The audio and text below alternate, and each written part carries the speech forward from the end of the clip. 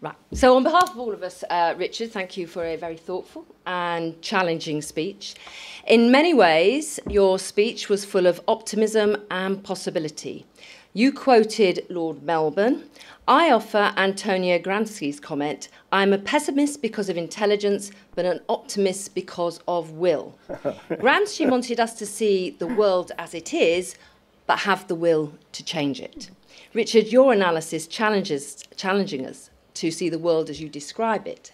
And I do question the assertion that England is essentially a Tory country. Well, yes. You've had your moment, Richard.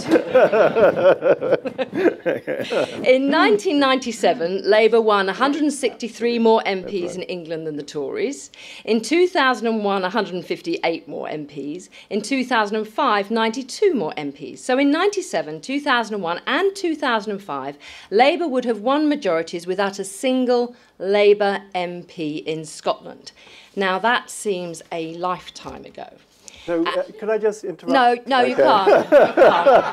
No, you can't. We'll because do it later. people are very hot, Richard, and I need my time. In respect of the EU referendum, the establishment is no doubt about it, and it's not just the political establishment, establishments across the board.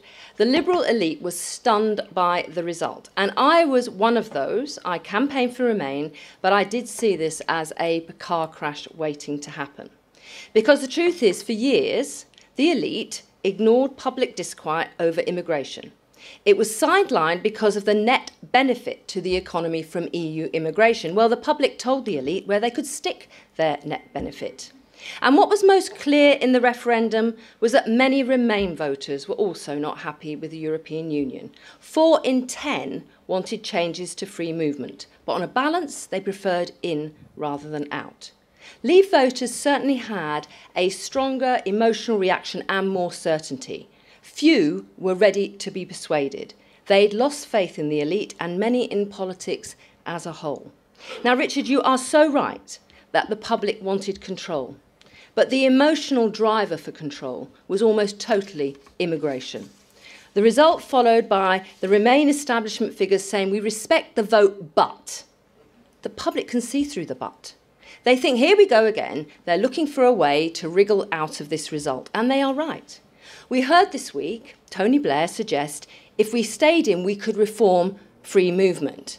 That didn't happen under Tony, and it didn't happen under Gordon. And under Ed, when David Cameron was trying to get reform of free movement, the truth is party politics came to the fore. Labour exploited and attacked his weaknesses and his failure. So there was no attempt to support or bolster the UK's position prior to the referendum when the opportunity presented itself. In relation to the general election, without doubt, Brexit played a part in that election, but perhaps not as you describe, Richard. First, the collapse of UKIP was brought about by the Tories, not the left. They outmanoeuvred UKIP in the 2015 general election, and then they stole their clothes over Brexit. Theresa May thought Brexit would work for her, and it could have. In the end, despite beating Labour 3-1 amongst Leave voters, it was the Remain voters whose votes counted more. Overwhelmingly, they voted tactically to defeat the Tories, and mainly Labour benefited as we had a return to two-party politics. Commentators call it the revenge of the Remainers, and that appears right.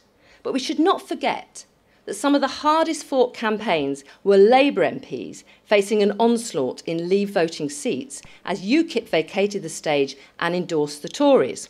I was one of them. We felt completely under siege. We were like the 300 Spartans, except we lived to tell the tale.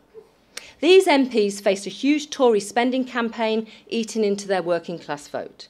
I survived, but we lost Mansfield and Stoke South. We held Ashfield by only 441 votes, Bishop Auckland by 502. The Tory vote in Rother Valley and Don Valley went up by 9,000. Dennis Skinner's Bolsover seat, Tory vote up by 8,000. We didn't win back Copeland or Sherwood. In the circumstances, it's amazing that more MPs in Leave seats did not lose. Which brings me briefly to Richard's observations on Jeremy Corbyn's manifesto. Again, Labour did win more young and middle-class voters, but there was a huge swing to the Tories amongst working-class voters. Labour's lead amongst C2DE voters is just 4%. And the oldest voters, those old enough to vote in the golden decades after World War II, voted in greater numbers than ever for the Tories, a 36% lead among pensioners. Labour has never polled so badly among older voters. So as Gramsci said, see the world as it is, not as you would want it to be, but here is the optimism of the will.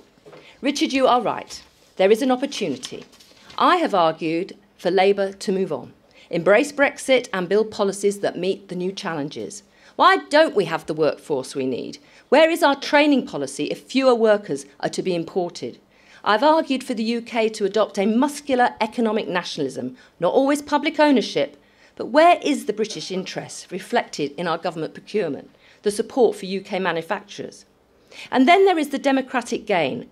Why not seize an agenda to empower our regions, to give more voice, more say, more clout to our regions, but also force them, in turn, to give more voice and more say to our local communities? Now, Brexit post-election holds dangers. The government's current weakness offers Labour a path to influence or a temptation for destruction, which leads to my final point on our way forward. We need to be straight with people on Brexit. We know May called the election on the lie that the opposition parties would block ex-Brexit, yet only 114 MPs have voted not to trigger Article 50. And Jeremy said at the outset of the election the issue of Britain leaving was settled. Now, May has lost a majority, but we cannot change tack or try to suggest that anything less than full membership of the single market and customs union is a hard Brexit.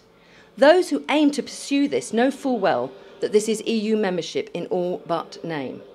I promised to work for the best deal for jobs in Doncaster, to protect workers' rights, to end free movement and no second referendum. That is Labour's position too. We cannot spend the next 18 months voting down every one of the Tories' EU bills because we just want to. If we do so, we will look like liars. That does not mean that there shouldn't be scrutiny. It does not mean that this so-called Great Repeal Bill won't lead to a lot of adoption, because actually we do want to have some of those frameworks that underpin the future in a democratic and progressive way. We can either hope Britain fails and keep predicting disaster. I don't think that works on leaflets, mind you.